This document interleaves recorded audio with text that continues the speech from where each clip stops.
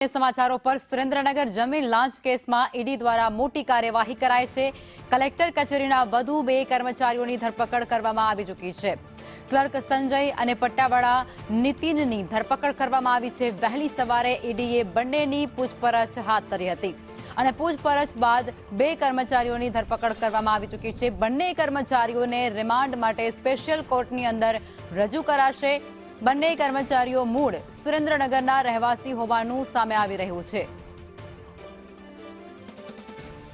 સંવાદદાતા પ્રતિક અમારી સાથે જોડાયા છે, વધુ વિગતો આપવાના છે। જી પ્રતિક।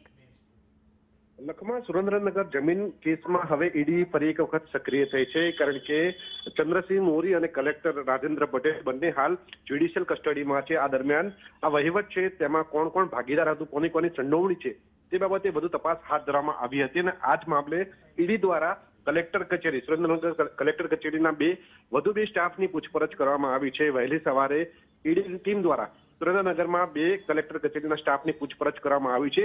આ બંને જે સ્ટાફ મેમ્બર છે તેમાં એક ક્લાર્ક છે અને અન્ય એક પટ્ટાવાળા વ્યક્તિ છે। આ બંનેની પૂછપરછ કરવામાં આવી છે, જેની અંદર અનેક મહત્વના ખુલાસા થયા છે, કારણ કે ચંદ્રસિંહ મોરીએ તેની પૂછપરછ દરમિયાન અનેક એવા ખુલાસા કર્યા હતા, જેની અંદર જમીન કૌભાંડમાં જે લાંચની રકમ આવતી હતી તે પટ્ટાવાળા સુધી પણ પહોંચતી હોવાની માહિતી તેણે આપી હતી અને આ જ દિશામાં હાલ ઈડી દ્વારા તપાસ કરવામાં આવી રહી છે।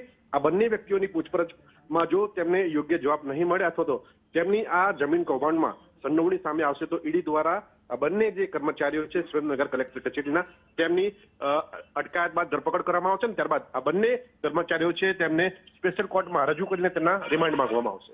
જી આભાર પ્રતિક, આપ જોડાયા તે બદલ।